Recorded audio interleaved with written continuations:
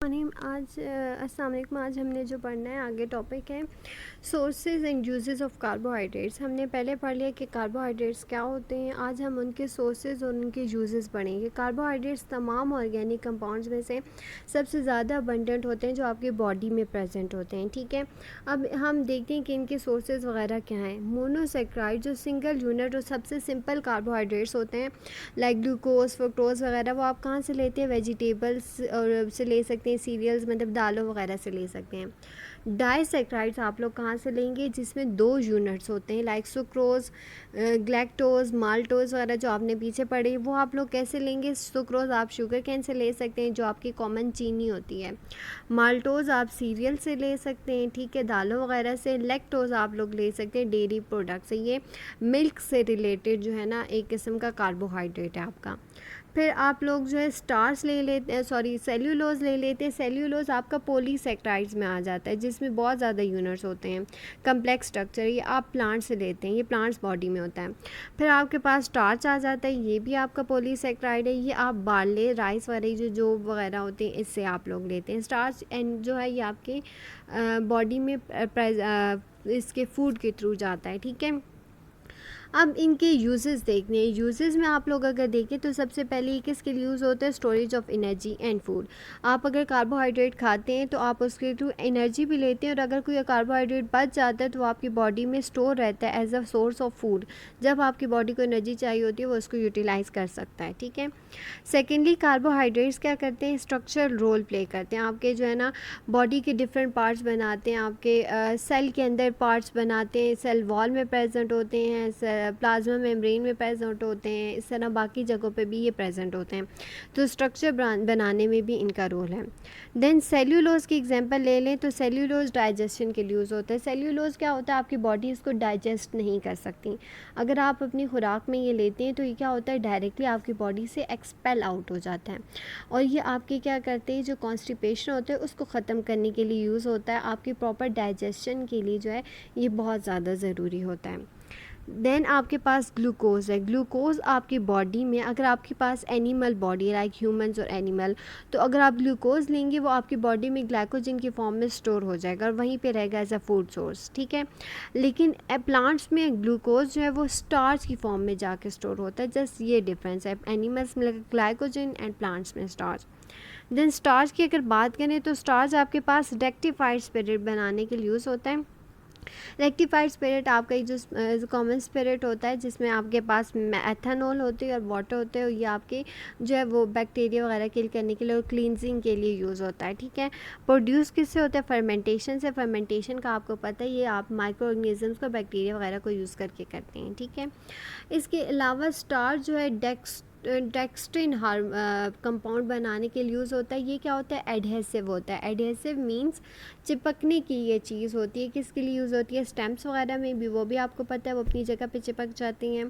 फिर आप पेंट्स वगैरह में वॉल पे जो आप लोग चीज़ें लगाते हैं उसके लिए भी ये यूज़ हो सकती है।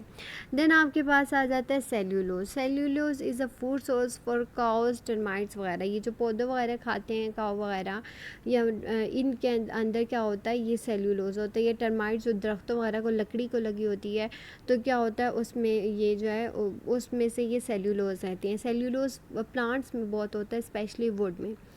इसी तरह सेल्यूलोज जो फर्नीचर मेकिंग के लिए यूज़ होता है। फर्नीचर मेकिंग के लिए कैसे यूज़ हो सकता है? क्योंकि आपके पास क्या होता है, फर्नीचर में जो है लकड़ी होती है और लकड़ी में सेल्यूलोज होता है। इसी तरह वुड जो है पेपर मेकिंग के लिए यूज़ हो सकती है। कॉटन जो है जो आप लोग लेते हैं वो आपके फाइबर्स कपड़े बनाने के लिए, और रेयॉन भी आपके जो है ना फाइबर्स की ही एक टाइप होती है, उसके लिए यूज़ होती है। अब आपने आगे क्या करना है कि जो आपकी असेसमेंट है वो आप लोगों ने खुद करनी है। ठीक है, इसके बाद आप लोगों के पास आ जाता है प्रोटीन्स। प्रोटीन्स आप लोगों के पास क्या है? प्रोटीन्स आप लोगों के पास ये है, proteins are made up of amino acids. Protein एक बड़ा यूनिट होता है जो छोटे छोटे यूनिट से मिलके बना होता है, जिसे आप अमाइनो एसिड कहते हैं। इसके स्ट्रक्चर को भी बाद में देखते हैं। सबसे पहले प्रोटीन यूज़ किसके लिए होते हैं? प्रोटीन आपके पास यूज़ होता है ट्रांसपोर्ट के लिए और स्टोर ऑक्सीजन। ऑक्सीजन आपके ब्लड में स्टोर होता है, ब्लड के थ्रू बॉडी में ट्रांसपोर्ट होता है, और आपके ब्लड में हीमोग्लोबिन होते हैं जिसके अंदर आपके पास प्रोटीन का पार्ट होता है। दूसरा, न्यूट्रिएंट्स के तौर पर आप खुराक में भी प्रोटीन खाते हो। फिर ये कैटलिस्ट के तौर पर भी यूज़ होता है। आपकी बॉडी के अंदर जो रिएक्शंस हो रहे होते हैं उनमें ये को कैटलाइज करता है, स्पीड अप करता है ये रिएक्शंस को। थर्ड ये है regulate the systems of body, आपकी बॉडी के जो सिस्टम्स हैं उनको प्रॉपर्ली वर्क करवाता है, ठीक है, स्ट्रक्चर भी बनाता है और फंक्शंस भी प्ले करता है, लाइक हार्मोन्स वगैरह। हार्मोन्स भी क्या होते हैं, प्रोटीन नेचर के होते हैं। प्रोटीन्स अमाइनो एसिड से बने होते हैं। अगर प्रोटीन को हम हाइड्रोलाइज कर दें, hydro mean water and lyse mean break down, यानी अगर हम वाटर को इसके ऊपर अप्लाई करें तो ये क्या करते हैं, हमारे पास अमाइनो एसिड्स को यील्ड करता है, ठीक है। इस वजह से हम कहते हैं कि amino structure of amino acid देखने हैं तो अमाइनो एसिड के स्ट्रक्चर ये हैं। इसमें आपके पास ये जो कार्बन है ये वाली आपके पास सेंट्रल कार्बन है, इसके एक तरफ आर ग्रुप अटैच है। आर ग्रुप आपका कोई भी ग्रुप हो सकता है, इसमें कार्बन और हाइड्रोजन होगा, ये 2 कार्बन भी, 3 कार्बन भी और बहुत ज़्यादा कार्बन भी हो सकते हैं, ठीक है। जस्ट ये याद रखें ये कार्बन बॉडी है, एक तरफ आपके पास हाइड्रोजन अटैच और एक तरफ NH2।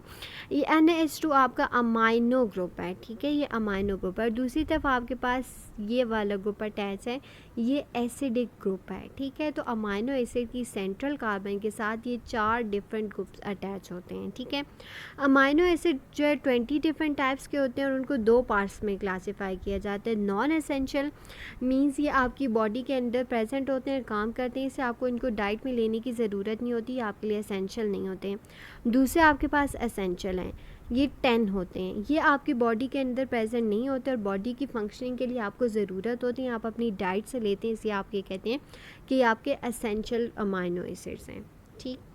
अमाइनो एसिड्स ये अब ये रिएक्शन कैसे करते हैं, कैसे प्रोटीन बनाते हैं। आपके पास एक ये अमाइनो एसिड है और एक ये अमाइनो एसिड है। अब इस अमाइनो एसिड का ये OH ग्रुप और इस अमाइनो एसिड का नाइट्रोजन अमाइनो ग्रुप का ये जो हाइड्रोजन है, यानी कार्बोक्सिलिक ग्रुप का या एसिडिक ग्रुप का OH और अमाइनो ग्रुप का NH2 ग्रुप का हाइड्रोजन, ये दोनों क्या करते हैं, आपस में एक बॉन्ड बनाते हैं। ये जो बॉन्ड बना हुआ है इसे आप पेप्टाइड बॉन्ड कहते हैं और इसके बॉन्ड बनने के दौरान आपके पास ये वाटर जो है ये रिलीज़ हो जाता है। अब 2 अमाइनो एसिड जो आपस में अटैच हो गए तो इसको आप डाई पेप्टाइड कहोगे। Peptide is a bond and di stand for 2, यानी ये बॉन्ड जो है 2 अमाइनो एसिड्स के दरमियान बना हुआ है, ठीक है।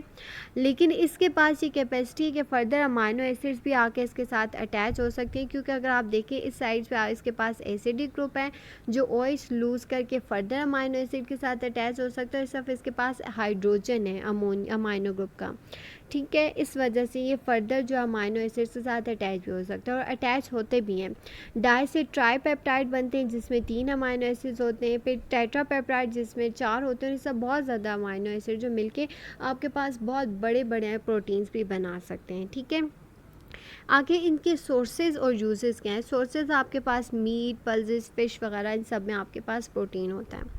ये करते क्या हैं, आपके पास ये मसल्स में बनाने के लिए यूज़ होते हैं, हेयर्स के लिए यूज़ होते हैं, इंजाइम्स जो आपकी बॉडी के लिए बहुत ज़रूरी हैं, जिसके बगैर आपका सर्वाइवल नहीं हो सकता, जो आपके बॉडी के कैटलिस्ट हैं इंजाइम्स, उनके लिए ये सब प्रोटीन नेचर के होते हैं।